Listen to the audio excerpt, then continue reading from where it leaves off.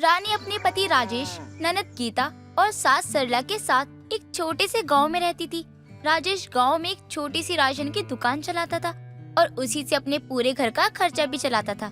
उसके पति और सास को हमेशा उसकी ननद गीता की शादी की चिंता लगी रहती थी। एक दिन सरला अपने बेटे के पास आती है और कहती है, बेटा, पड़ोसन चंदा अपने गीता के लिए एक अच्छा रिश्ता बता रही थी। कह रही थी कि एक लौता लड़का है और अच्छा कमाता है। अगर तू कहे तो मैं चंदा की शादी के लिए उससे बात करूं। माँ, भूल गई आप? हमारे ऊपर वैसे ही कर्जा है और आप शादी के पीछे पड़ी हो। अरे गीता की अभी उम्र ही क्या है, और अगर उम्र हो भी रही है और शादी आप करना चाहती हो तो शादी के लिए पैसा चाहिए। पैसा कहाँ से लाएंगे? पहला कर्जा तो दिया नहीं गया हमसे अब तक, तो नया कर्जा लेने के पीछे क्यों पड़ी हो? अजी तो माँ जी कौन सा अभी ननद जी की शादी कर रही हैं, जो आप इतनी चिंता कर रहे हो? वो तो बस रिश्ता देखने को बोल रही हैं। अच्छा, माँ जी बस रिश्ता देखने के लिए कह रही हैं? अरे रिश्ता देखना शुरू कर दिया ना तो शादी होते समय नहीं लगेगी, और शादी के लिए पैसा चाहिए जो कि मेरे पास नहीं है। तो शादी अच्छे से कैसे करूँगा अपनी बहन की? उनकी बातों के बीच गीता एक प्लेट में आलू पूरी लेकर वहाँ आती है। सभी उसे अचानक से देखकर शांत हो जाते हैं। इतनी शांति क्यों हो गई? ऐसी कौन सी बात है जो आप लोग मेरे सामने नहीं कर सकते हो? कुछ नहीं ननद जी, आप हमारी बात छोड़ो और ये बताओ कि आप प्लेट क्यों लेकर आई हो? खुशबू तो बहुत अच्छी आ रही है। भाभी, वो आज मेरा आलू पूरी खाने का बहुत मन कर रहा था, इसलिए मैंने आज आलू पूरी बना ली, तो सोचा भैया को भी खिला दूं। हाँ हाँ, क्यों नहीं। आज तक मैंने आलू पूरी के लिए मना किया है कभी? जो आज करूँगा। ले आओ ले आओ ले आओ। मुझे तो आलू पूरी का नाम सुनते ही भूख लग गई।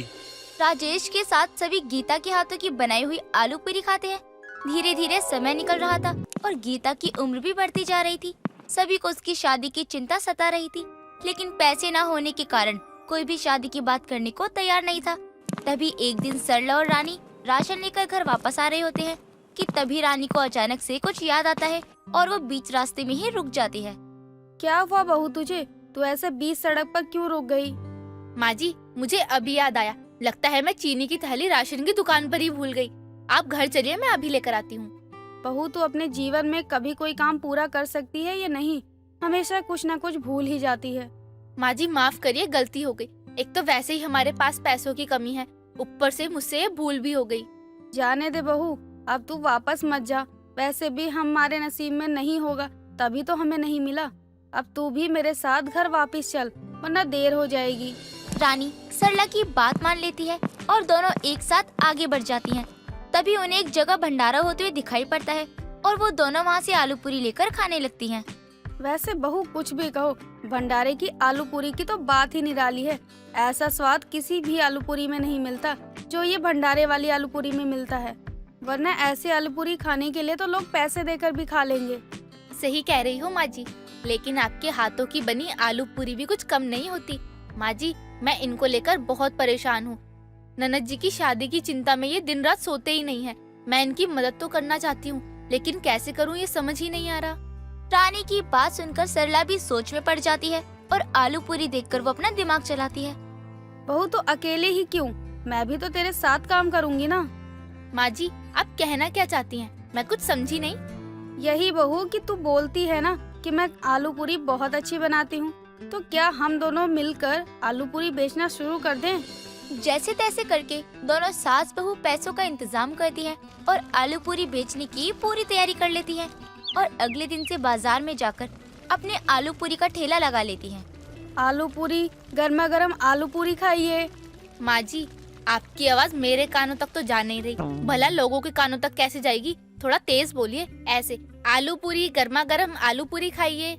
पहला दिन होने के कारण कुछ इक्का दुक्का लोग ही उनकी दुकान पर आते हैं और शाम को दोनों अपना आलू पूरी का ठेला लेकर घर पहुंचती हैं, तो देखती हैं कि राजेश के सर और हाथ पर पट्टी बंधी हुई है। ये देखकर दोनों बहुत ज्यादा घबरा जाती हैं। ये आपको क्या हो गया? ये चोट कैसे लगी आपको? हाँ बेटा, ये सब किसने किया? माँ, घबराने वाली कोई बात नहीं है। वो राशन की दुकान में गया था तो कुछ गुंडे घुसाए और सबको पीटने लगे, तो मैंने सोचा लाला के पीछे छुप जाता हूँ, बच जाऊंगा। लेकिन वो तो लाला से अपनी माँ का कंगन मांगने आया था। लाला को पीटा ही पीटा, साथ साथ मुझे पीट दिया। लाला से पूछा उसने, तेरे पीछे कौन है? मैं निकला तो उन्होंने कूट दिया मुझे। वो तो अच्छा है माँ कि मालिक आ गए समय पे और हमें बचा लिया, वरना पता नहीं क्या होता। शुभ शुभ बोल बेटा। भगवान का लाख लाख शुक्र है जो तू सही सलामत घर वापस आ गया। हाँ, जब तक आप ठीक नहीं हो जाते आप घर पर आराम कीजिए। राजेश के साथ हुआ हादसा सुनकर तीनों ही डर जाते हैं, जिसके बाद सास बहू मेहनत से रोज आलू पूरी बेचा करती। जहाँ सरला गर्मा गर्म आलू पूरी बनाया करती तो वही रानी लोगों को आलू पूरी परोसती। धीरे धीरे सास बहू का आलू पूरी बिजनेस अच्छा खासा चलने लगता है। साथ ही गीता के लिए एक अच्छे घर से रिश्ता भी मिल जाता है। एक दिन दोनों सास बहू हमेशा की तरह आलू पूरी बेच रही होती है कि तभी वहाँ एक आदमी आता है और आलू पूरी खाते हुए जोर से चिल्लाता है, हे भगवान, ये कैसी कपटी दुनिया है, कैसे कपटी लोग हैं यहाँ पर। क्या बात है भाई साहब, आप इस तरह चिल्ला क्यों रहे हैं? अरे चिल्लाओ ना तो क्या करूँ। देखो देखो ये आलू की सब्जी, इसमें कितना बड़ा कंकर है। अगर ये कंकर मेरे अंदर चला जाता और गले में अटक जाता तो मेरी तो सांसें रुक जाती। सांसें रुक जाती तो मैं मर जाता। मैं मर जाता तो मेरे मरने के बाद मेरे बच्चे चोर उचक्के बनते, मेरी बीवी दूसरों के घर में बर्तन मांजती। क्या जिंदगी रहती, सब आपके कारण हो जाता। हे भगवान, ये कंकड़ सब्जी में कैसे पड़ गया? पर गया नहीं, आपने जानबूझ के डाला होगा। भाई साहब, ये आप क्या कह रहे हैं? इतने समय से हम यहाँ आलू पूरी बेच रहे हैं, भला हम ऐसा क्यों करेंगे? ये तो तुम सास बहू जानो, मैं तो यहाँ भूल कर कभी कुछ नहीं खाऊंगा। अरे एक बार आ गया, सोचा पूरी सब्जी खा लेता हूँ, लेकिन क्या खिला दिया, कंकर। अरे मर मरा जाता मैं तो इसके एक चवन्नी पैसे नहीं दूंगा। वो आदमी इतना हंगामा करके चला जाता है कि बाकी सभी लोग भी उन दोनों सास बहू को घूर घूर कर देखने लगते हैं। इस हंगामे के बाद से उनके ग्राहकों की संख्या कम हो जाती है। बहुत मेहनत के बाद भी उनका काम कम हो जाता है, जिसके बाद दोनों सास बहू अपनी आलू पूरी का ठेला लेकर जगह जगह घूमकर अपनी आलू पूरी बेचने लगती है, जिससे उनका काम फिर से चलने लगता है। तभी एक दिन रानी अपनी आलू पूरी का ठेला लेकर घूम रही होती है। तभी उसकी नजर एक आदमी पर जाती है, जो कि और कोई नहीं वही आदमी होता है जिसने उसके ठेले पर हंगामा किया था। तभी वो अपनी सास से बोलती है, माँ जी, इस आदमी को देखिए, ये वही आदमी है जिसने हमारा काम खराब किया था। हाँ बहू, लेकिन ये चोरी चोरी दुकान में कर क्या रहा है? माँ जी, ये चीज तो उसके पास जाकर ही पता चलेगी। उस दिन तो मैंने इसे छोड़ दिया था, लेकिन आज मैं इसे नहीं छोड़ूंगी। जैसे इसने उस दिन हंगामा किया था वैसे ही मैं आज करूंगी। अरे भाई लोग, जरा इस आदमी को देखो, ये कैसे दुकान के सामानों में मिट्टी मिला रहा है। इसका यही काम है, लोगों का चलता काम बिगाड़ने का। ये औरत झूठ कह रही है, मैंने ऐसा कुछ नहीं किया। आप लोग इसके हाथों में लगी मिट्टी को देखकर अंदाजा लगा लीजिए कि कौन झूठ बोल रहा है और कौन सच बोल रहा है। इसने हमारा भी काम ऐसे ही बंद करवाया था, जिसकी वजह से हमें हमारा काम चलाने के लिए सड़कों पर घूमना पड़ रहा है। हाँ भाई लोगों, मेरी बहू बिल्कुल सच बोल रही है। बाकी विश्वास करना न करना वो आप लोगों पर निर्भर करता है। वहाँ खड़े लोग उस आदमी के हाथों में लगी मिट्टी को देखकर समझ जाते हैं कि सच क्या है, जिसके बाद सभी लोग मिलकर उसकी अच्छे से धुलाई करते हैं और वहाँ से भगा देते हैं। जिसके बाद दोनों सास बहू रोज वहीं पर अपना आलू पूरी का ठेला लगाना शुरू कर देती हैं और उनका बिजनेस फिर से चलने लगता है। नवीन के घर पर मेहमानों की भीड़ जमा थी। पुलिस नवीन के घर के नौकर रामू को हथकड़ी लगाकर अपने साथ ले जा रही थी। तभी रामू गिड़गिड़ाते हुए कहता है, नहीं नहीं साहब, गरीब हूँ पर झूठा नहीं। इतने साल से आपके यहाँ काम कर रहा हूँ, कम से कम इतना तो भरोसा रखिए, मैंने छोटी मालकिन के साथ कुछ गलत नहीं किया है, बल्कि मालकिन अपने प्रेमी को बचाने के लिए मुझ पर झूठा नाम लगा रही हैं। रामू की बातें सुनकर नवीन पुलिस को रोक देता है और रामू के हाथों से हथकड़ी खुलवा देता है। रामू एक 25 वर्षीय लड़का था जिसके पास अपनी गरीब माँ, गरीबी और छोटे से घर के सिवाय कुछ नहीं था। ऐसे ही एक दिन रेड लाइट पर नवीन अपनी कार खड़ी करता है। तभी उसकी कार रामू नाम का लड़का कपड़ा लेकर साफ करने लगता है और हाथ फैलाते हुए कहता है, साहब थोड़े पैसे दे दो, माँ की दवाई लेनी है, 2 दिन से कुछ खाया नहीं है मेरी माँ ने, मदद कर दो साहब, भगवान आपका बहुत भला करेगा। अरे भाई तुम तो इतने जवान हो, काम करके कमा लो, ऐसे भीख क्यों मांग रहे हो?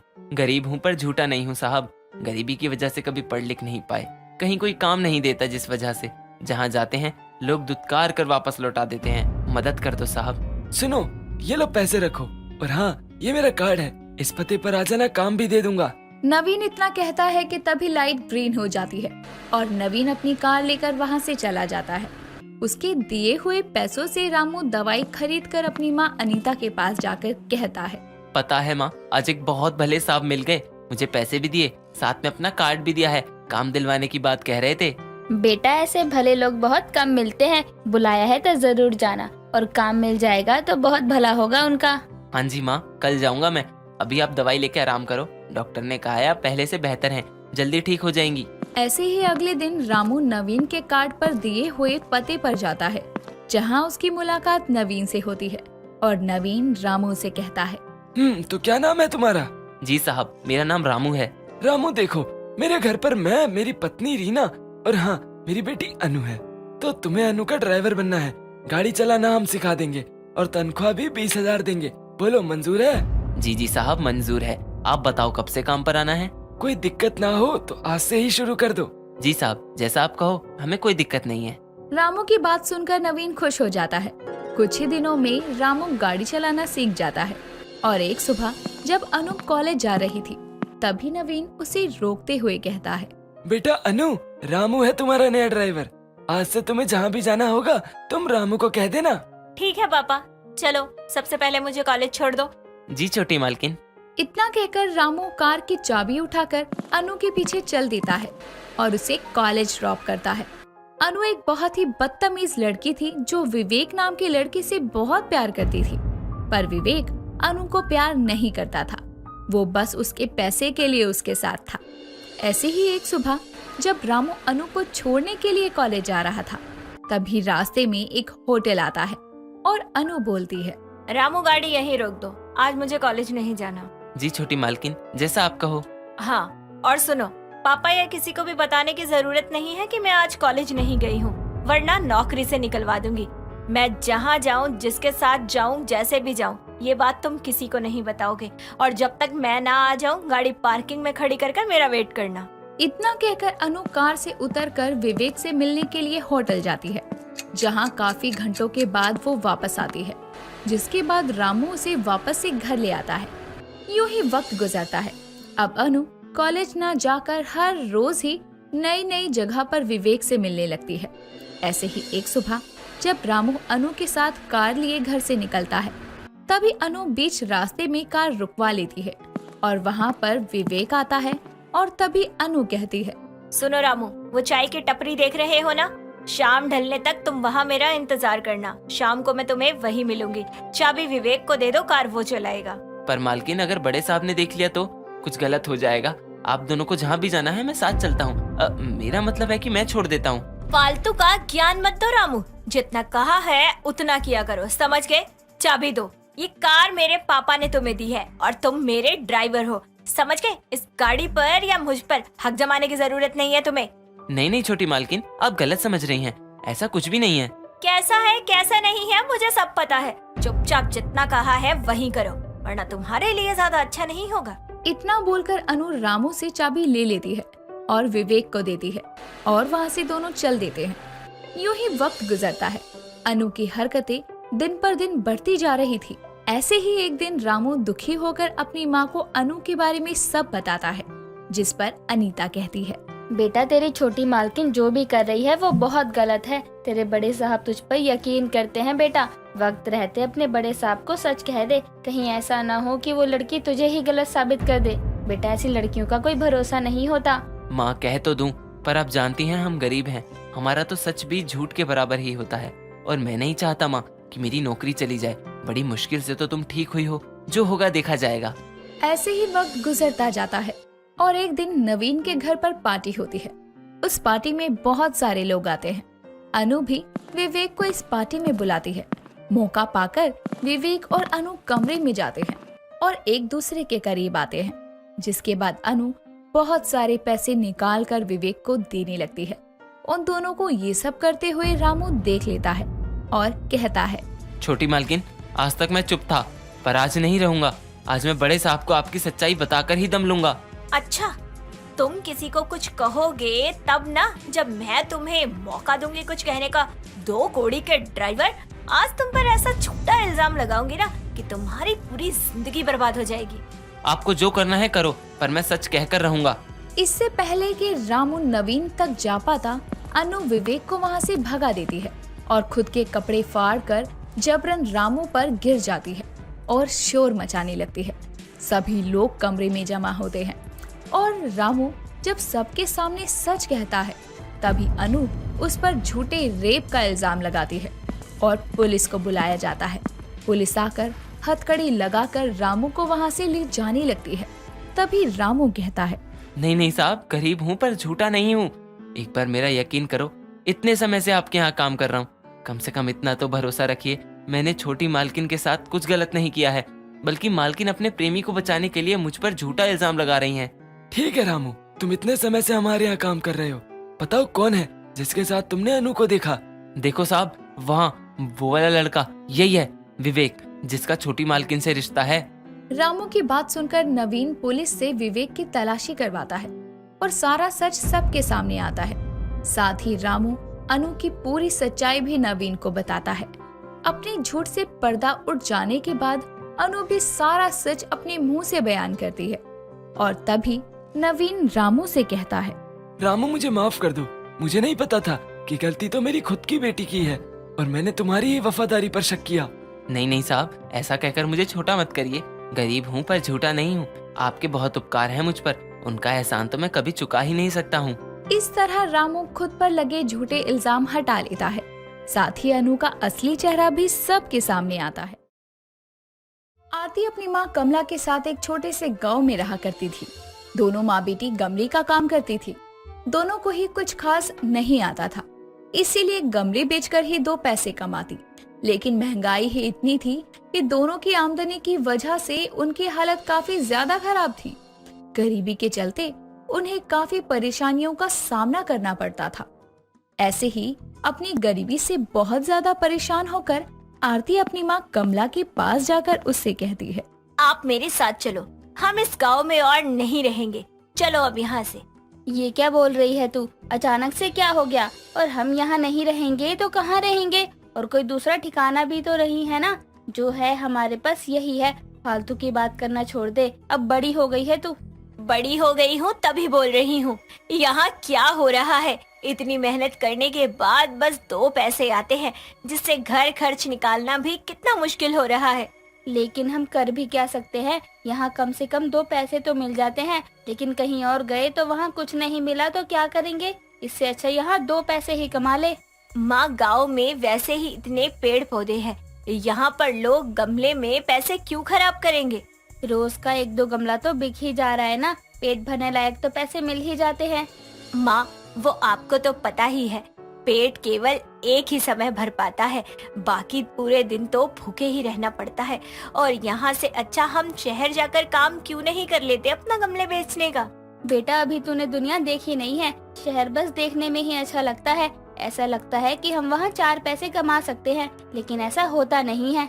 माँ, दुनिया तो मैंने देखी नहीं, लेकिन जिस गरीबी में हम रह रहे हैं ना, यहाँ से तो हम कभी दुनिया देख ही नहीं पाएंगे। हम बिना कोशिश किए ही हार मान रहे हैं। कम से कम एक बार तो कोशिश करनी पड़ेगी ना। अच्छा ठीक है, मैं तेरी बात मान लूँ और चल दूँ तेरे साथ शहर में, तो हम वहाँ रहेंगे कहाँ? यहाँ कम से कम टूटी फूटी झोपड़ी ही सही, लेकिन सर पर छत तो है ना। तो क्या हुआ, हम सड़क पर ही रह लेंगे, वो तो हमारा भी होगा ही ना। थोड़े दिनों के बाद काम अच्छा चलेगा तो फिर किराए पर घर ले लेंगे। लेकिन ये करने से हमारे गांव के ग्राहक तो टूट जाएंगे ना, उनका क्या होगा फिर?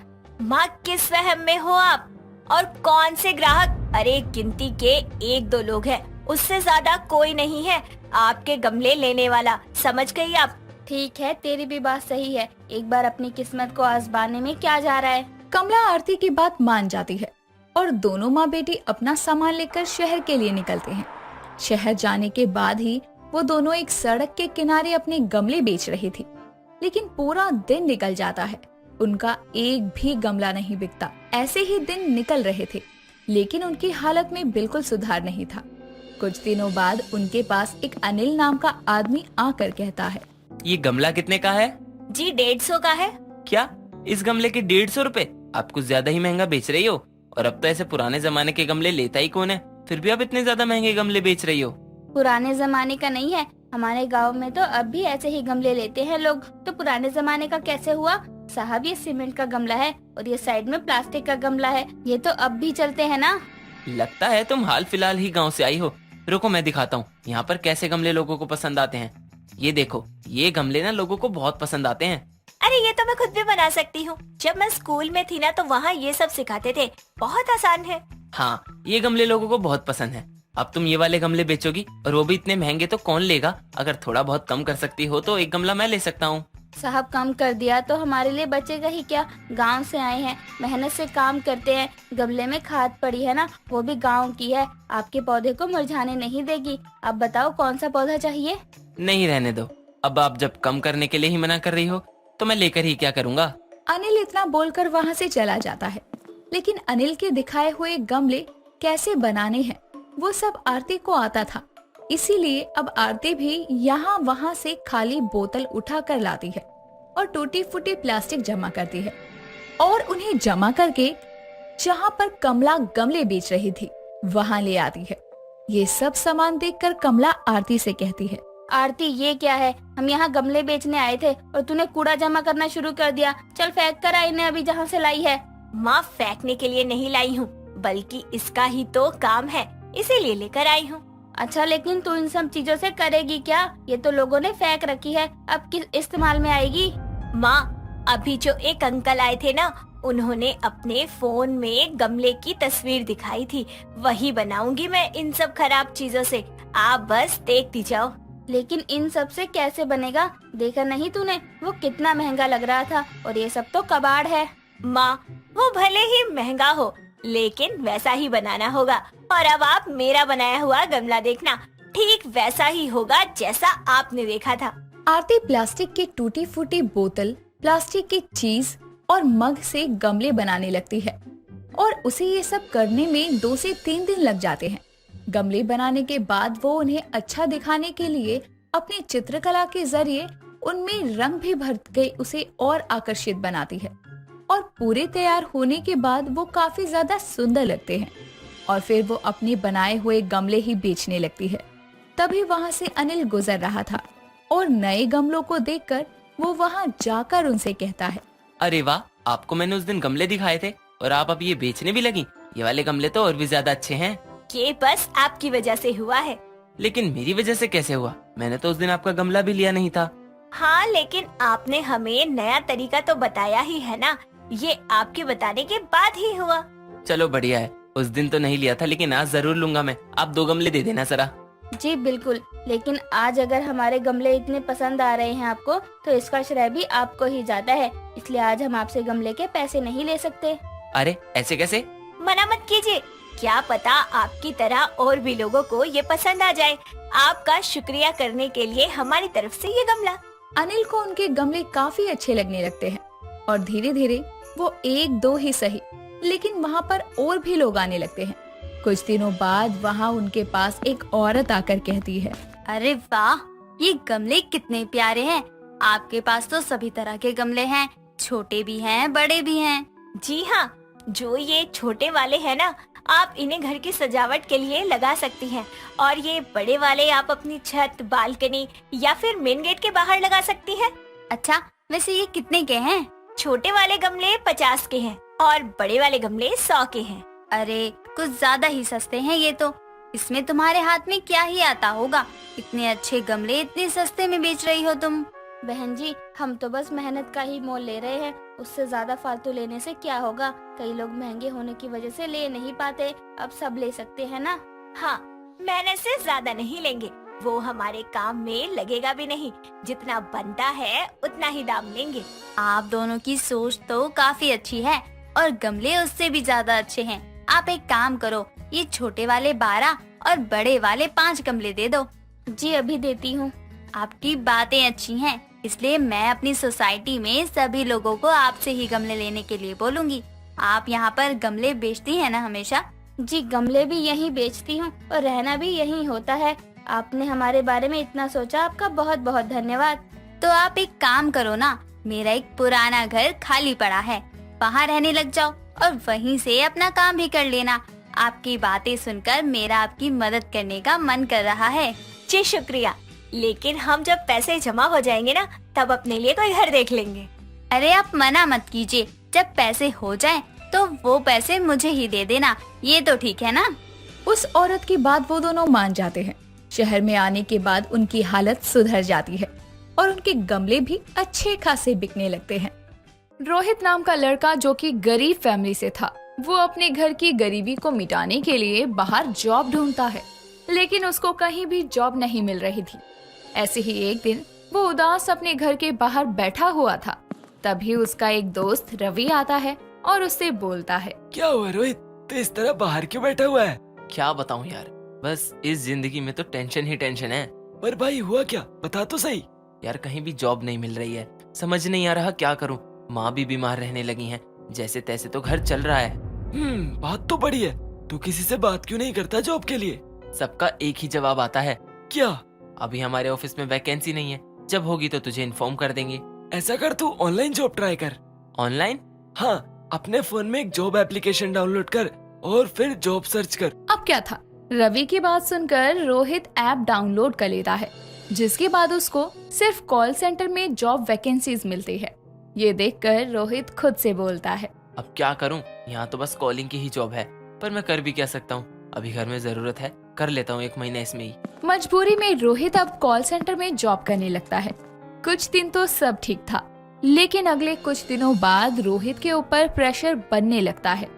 ये सब देखकर अब रोहित बिना सोचे समझे कॉलिंग की जॉब को छोड़ देता है और अब एक बार फिर रोहित बेरोजगार बैठ जाता है। ऐसे ही वो उदास उदास रहने लगा और एक बार रवि शाम को अपने घर जा रहा था। तब वो रोहित को अकेले बैठे देखकर उससे बोलता है, क्या हुआ भाई, तुझे तो जॉब मिल गई ना, अब क्यों परेशान है तू? नहीं मिली भाई। नहीं मिली मतलब ये कि कॉलिंग की मिली, लेकिन जब प्रेशर बना तो मुझसे काम नहीं हो पाया और मैंने जॉब छोड़ दी। चल कोई बात नहीं। वैसे एक बात बता, अगर मैं तुझे जॉब की रिगार्डिंग कोई आइडिया दूं तो? आइडिया? कैसा आइडिया? ऑनलाइन बिजनेस का। भाई मैं बहुत गरीब हूँ और बिजनेस में काफी पैसा लगता है, इतनी इन्वेस्टमेंट में नहीं कर पाऊंगा। अरे इन्वेस्टमेंट की चिंता क्यों करता है तू, मैं हूँ ना, सारा इन्वेस्टमेंट मेरा रहेगा, लेकिन सारी मेहनत तेरी होगी। बोल, मंजूर है? इन्वेस्टमेंट रवि करेगा और उसको बस मेहनत करनी है और रोहित मेहनत से नहीं डरता। ये सोचकर रोहित रवि को ऑनलाइन बिजनेस करने के लिए हाँ कर देता है। उसकी हाँ सुनकर कहीं न कहीं रवि भी खुश हो गया था और रोहित रवि से कहता है, रवि आखिर हम ऑनलाइन बिजनेस किस चीज का करेंगे? कपड़ों का। कपड़ों का कैसे? तू डिजाइनर से कपड़े की डील करियो, मैं पैसे इन्वेस्ट करूंगा। डिजाइनर से बात करने के साथ उन सभी से सब करवाना जिससे हमारी कंपनी को बेनिफिट हो। कंपनी तो है नहीं। अरे यार हो जाएगी ना, कपड़े खरीद कर ला और डिजाइनर से बात कर, तब तक मैं घर जाकर रेस्ट करता हूँ। इस तरह अब रोहित के मन में एक नई आस जग जाती है और उसको बुझने नहीं देना चाहता था वो। इसीलिए अब वो खुशी से घर आता है और अपनी माँ को पकड़कर गोल गोल घुमाने लगता है। उसकी इस खुशी को देखकर उसकी माँ कहती है, अरे बेटा क्या हुआ, तो इतना खुश क्यों है, लॉटरी लग गई क्या? हाँ माँ, लॉटरी ही समझ लो। तुम्हें पता है तुम्हारा बेटा बहुत जल्द अब अपना एक बिजनेस खोलेगा। बेटा अच्छी बात है तूने इतना कुछ सोचा है, पर तू जानता है ना बिजनेस खोलने में कितना पैसा लगता है और वो बिजनेस चले ना चले कुछ कहा भी नहीं जा सकता। माँ इन सब की चिंता मत करो, आप बस अपना आशीर्वाद मुझे देते रहो। बेटा मेरा आशीर्वाद तो हमेशा तेरे साथ है।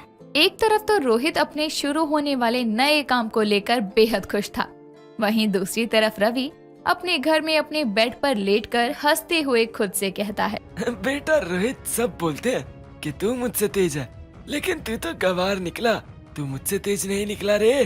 देख जरा मैंने तुझे कैसे अपने जाल में फंसाया और तू मेरे जाल में फंस भी गया और तुझे इस बारे में कुछ पता भी नहीं है। रवि हंसते हुए खुद से बातें करने लगता है। ऐसे ही अब 2 दिन गुजर जाते हैं और रवि रोहित को कॉल करके उससे कहता है, हेलो रोहित, वो एक्चुअली मुझे ना टाइम नहीं मिल पा रहा है, इसलिए तू ऑनलाइन सब कुछ अपने फोन से या लैपटॉप से कर लेना। पर रवि मेरे फोन में इतना स्पेस नहीं है और लैपटॉप भी नहीं है, तो कैसे? देख रोहित, अगर हमें कुछ करना है तो हमारे पास लैपटॉप का होना बहुत जरूरी है।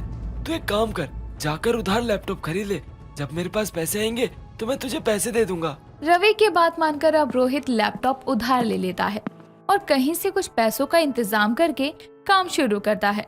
अभी काम को शुरू हुए कुछ वक्त ही हुआ था कि सभी अपने अपने पैसे वापस मांगने लगते हैं जिनसे भी उसने कर्जा लिया था। तब रोहित रवि के घर जाता है जहां उसको पता चलता है कि रवि घर पर नहीं है। अब रोहित जैसे तैसे एक हफ्ता गुजार लेता है। अगले एक हफ्ते बाद रोहित एक बार फिर रवि के घर जाता है और रवि से कहता है, रवि मुझे तुमसे कुछ बात करनी है। हाँ रोहित, कल मैं तुम्हारे घर पर आता हूँ, हम कल वहीं बात करेंगे। रवि की बात मानकर रोहित वहाँ से चला जाता है और अगले दिन रवि रोहित के घर आता है और रवि को देखकर रोहित कहता है, आओ रवि बैठो, मुझे तुमसे बहुत जरूरी बात करनी है। हाँ बोलो रोहित। रवि सब पैसे मांग रहे हैं। तुमने कहा था सारी मेहनत मेरी रहेगी लेकिन इन्वेस्टमेंट तुम्हारी, इसीलिए मैं तुमसे कहना चाहता हूँ कि मैं तुम्हें पैसे दे दूं, है ना? हाँ बिल्कुल। देखो रोहित, मैं तुम्हें कोई पैसे नहीं दे रहा क्योंकि मुझे खुद अभी पैसों की जरूरत है। और सॉरी, मैं ऑनलाइन बिजनेस में तुम्हारा साथ नहीं दे सकता। तुम मुझे ऐसे धोखा नहीं दे सकते रवि। रवि तुमने तो कहा था ना कि तुम मेरा साथ हमेशा दोगे और हम पार्टनरशिप में काम करेंगे। सारी इन्वेस्टमेंट तुम्हारी रहेगी और बाकी सारी मेहनत मेरी। हाँ मैंने कहा था रोहित। तो फिर तुम मुकर क्यों रहे हो? मैं मुकर नहीं रहा, मैं तो बस ये बोल रहा हूँ अब मैं इन्वेस्टमेंट नहीं कर सकता। तो मैं इतने सारे लोगों का कर्जा अकेले कैसे चुकाऊंगा? देख रोहित, वो तू देख, मैं तो बस तुझे ये बताने आया था कि अब मैं और काम नहीं कर सकता हूँ। इतना बोलकर रवि वहाँ से चला जाता है। रोहित उसको रोकने की और समझाने की बहुत कोशिश करता है लेकिन रवि नहीं मानता। रोहित अब अकेला पड़ चुका था। रोहित अकेले में फूट फूट कर रोने लगता है, लेकिन कहते हैं ना, डूबते को तिनके का सहारा भी काफी होता है। ठीक उसी तरह रोहित की माँ वामिका रोहित के पास आती है और उसे रोता हुआ देखकर उससे कहती है, बेटा रोहित, क्या हुआ? तो इस तरह रो क्यों रहा है? माँ मुझे समझ नहीं आ रहा कुछ भी कि आखिर मैं क्या करूं। पर बेटा क्या हुआ है ये तो बता।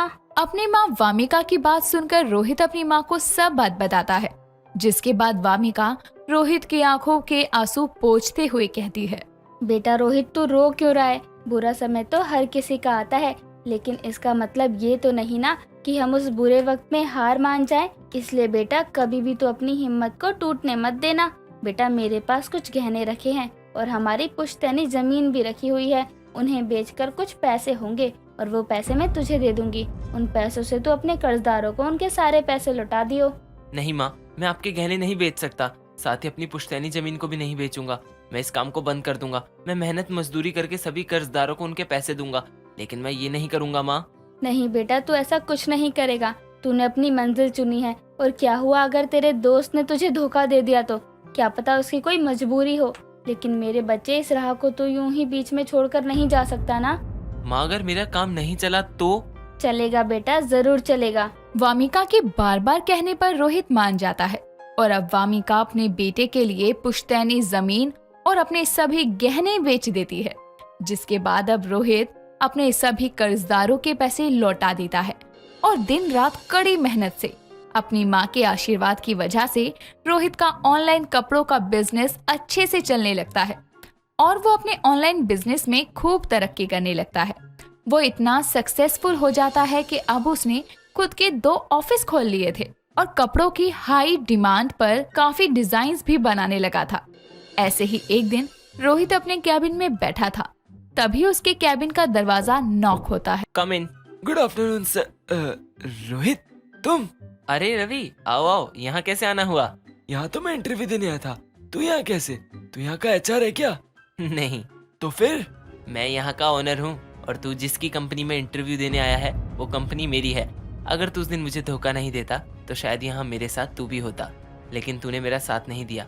और खैर, तू बस जो भी करेगा, कल से ऑफिस आ जाना। मैं तेरा इंटरव्यू नहीं लूंगा। साथ ही तुझे बताना चाहूंगा कि तेरी मंथली सैलरी 20,000 है। रोहित की बात सुनकर कहीं ना कहीं रवि खुद को दोषी ठहरा रहा था, साथ ही उसको पछतावा भी होता है। माला अपने छोटे से घर में चूल्हे पर खाना बना रही थी, तभी दरवाजे से उसकी शादीशुदा बेटी कावेरी अंदर आती है, जिसे देखकर माला बोलती है, अरे कावेरी बेटी, तू अचानक से ससुराल से आ गई, कोई खबर भी नहीं दी तूने।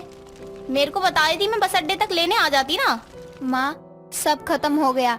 जेठ जी ने सब कुछ अपने नाम करवा लिया और इनको घर से निकल जाने को कहा। अरे ऐसे कैसे कर सकते हैं दामाद जी के भाई? पिता के घर पे तो दोनों बेटों का हक होता है ना। और तेरी सास ने भी कुछ नहीं कहा? वो लोग तो माँ जी को भी निकाल रहे थे, लेकिन मैंने और अनुराग जी ने बहुत मिन्नतें करी कि हम चले जाएंगे, माँ जी को रख लो, इस उम्र में वो कहाँ जाएंगी। तो उन्होंने माँ जी को नहीं निकाला। अब अनुराग ने कहा कि वो तो एक अपने दोस्त के घर रह लेंगे, जब तक कोई इंतजाम नहीं होता और मैं यहाँ आ जाऊँ। बेटी ये तो दामाद जी ने ठीक किया, अब तो उनके दोस्तों के घर रहती तो अच्छा थोड़ा ना लगता। बाकी मुझे दामाद जी पे पूरा भरोसा है, वो जल्दी कोई ना कोई इंतजाम कर ही लेंगे। माँ, हम गरीबों के साथ ऐसा ही क्यों होता है? मेरे जेठ जेठानी जी ऐसे निकलेंगे मैंने सोचा भी नहीं था। बस भगवान जल्दी सब ठीक करे। कावेरी अपने माँ के गले लगकर बहुत रोती है, लेकिन उसकी गरीब माँ अपने ससुराल से मायके आई बेटी को संभालते हुए सहारा देती है। तो वहीं कावेरी के ससुराल में उसकी सास कलावती, जेठ साजन और जेठानी माया खुश होते हुए बोलते हैं, वाह माँ जी, क्या प्लान बनाया है आपने। उस गरीब से छुटकारा भी मिल गया और कोई हल्ला भी नहीं हुआ। अरे मुझे तो वैसे भी गरीबों से एलर्जी है, तो वो दान दहेज के लिए कर लिया था। अब जब पता है हमें उनसे ज्यादा कुछ नहीं मिल सकता, तो वो की वापसी करवा दी। हाँ माँ, बड़ी चतुराई से आपने गरीब बहू की मायके वापसी करवा दी। मुझे भूल गए इस कहानी के मेन लीड को। अनुराग की आवाज सुनकर सभी दरवाजे की तरफ देखते हैं, जहां अनुराग अपनी आंखों पर चश्मा लगाए अपने बैग के साथ खड़ा होता है। उसको देख कलावती बोलती है, अरे आ गया मेरे बेटा, एक दिन के लिए घर से निकलकर कैसा लगा? और तेरी उस गरीब बीबी को तो संभाल लिया ना तूने? अरे माँ पूछो मत, मैंने कैसे उसे मनाया है मायके जाने के लिए। पहले तो जा नहीं रही थी, कहती थी आप जहाँ जाओगे वहीं मैं जाऊंगी, जैसे रखोगे रह लूंगी, मैं आपकी अर्धांगिनी हूँ। ये गरीब घर की लड़कियां ना इमोशनल बहुत होती है, इनके लिए ना मेरा पति मेरा देवता टाइप होता है। और उसी देवता ने उसे मंदिर से निकाल फेंका, वो भी इतनी चालाकी से। सभी लोग बातें करते करते जोर जोर से हंसने लगते हैं। तो वहीं दूसरी ओर कावेरी के आगे खाने की थाली रखते हुए उसकी माँ माला बोलती है, बेटी ले कुछ खा ले, जब से आई है रोई जा रही है। माँ, ना जाने उन्होंने खाया होगा कि नहीं, पता नहीं कहाँ रह गए होंगे। कोई दोस्त कितने दिन रख लेगा। मैंने तो कहा था यहाँ आ जाओ, लेकिन वो नहीं माने। मेरे पास तो फोन भी नहीं है कि उनसे फोन करके पूछूं। बेटी तू खाना खा ले, कल हम गाँव में ना पीसीओ पे जाकर दामाद जी के फोन पर कॉल करके बात कर लेंगे हम। बड़ा ही समझा बुझाकर माला कावेरी को खाना खिलाती है। अगले दिन सुबह माला और कावेरी गांव के पीसीओ पर जाती हैं, जहां से कावेरी अनुराग को फोन मिलाती है तो फोन नहीं मिलता। फिर वो अपने ससुराल का लैंडलाइन नंबर मिलाती है। ससुराल में बैठे सभी लोग एक साथ नाश्ता कर रहे होते हैं, तभी फोन की घंटी बजती है, जिसको सुन कलावती बोलती है, सुबह सुबह ना जाने कौन फोन खड़का देता है। माँ जी, कहीं आपकी गरीब बहू का ना हो? हाँ हो सकता है, रुक मैं देखती हूँ। कलावती फोन उठाने जाती है और पिक करके बोलती है, हेलो कौन? माँ जी, मैं आपकी बहू कावेरी। कैसी हैं आप? और अनुराग जी की कोई खबर मिली है आपको? मैं उनका फोन मिला रही हूँ तो लग नहीं रहा।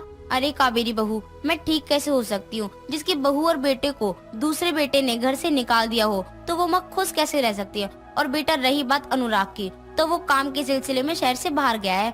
उसके दोस्त का फोन आया था कि उसका फोन टूट गया है, इसलिए जब वो नया फोन ले लेगा थोड़े पैसे कमा के तो तुझे भी फोन कर देगा। अब खुद का घर लेने के लिए काम तो करना पड़ेगा ना बहू।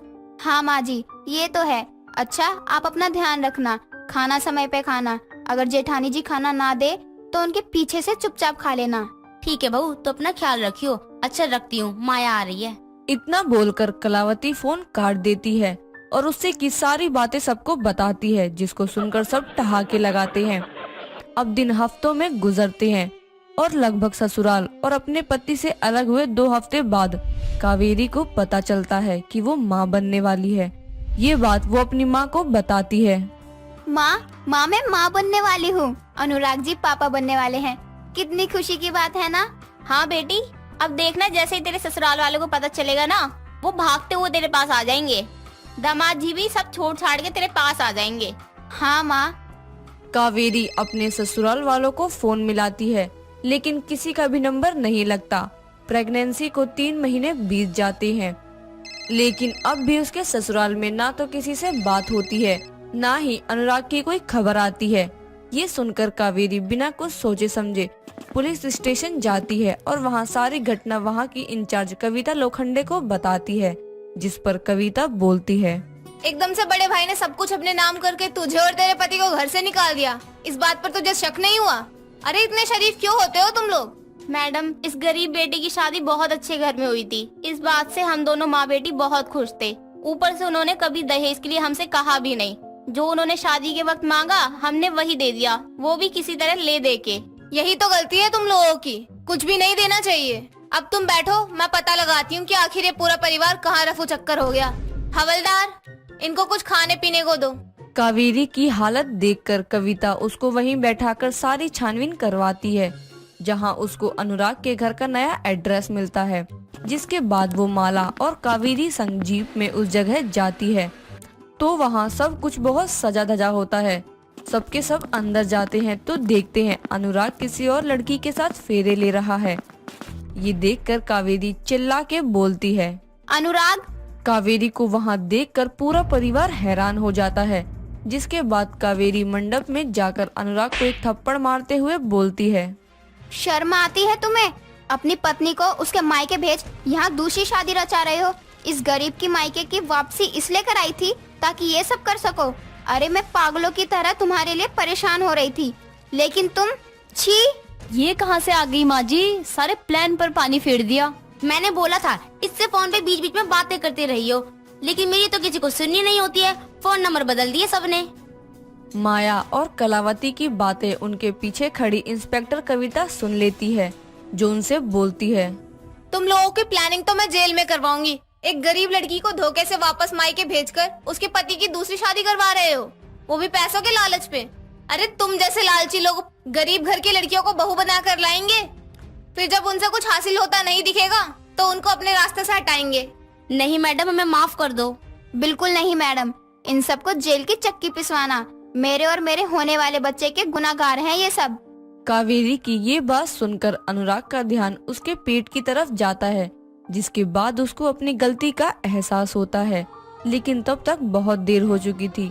पुलिस पूरे परिवार को धोखाधड़ी और एक पत्नी होते हुए दूसरी शादी करने के जुर्म में अंदर कर देती है। और अब कावेरी अपने ससुराल में तो थी, लेकिन बिना ससुराल वालों के। तो दोस्तों, कैसी लगी आपको ये कहानी? अगर आप कावेरी की जगह होते तो आप क्या करते, हमें कमेंट करके जरूर बताइएगा।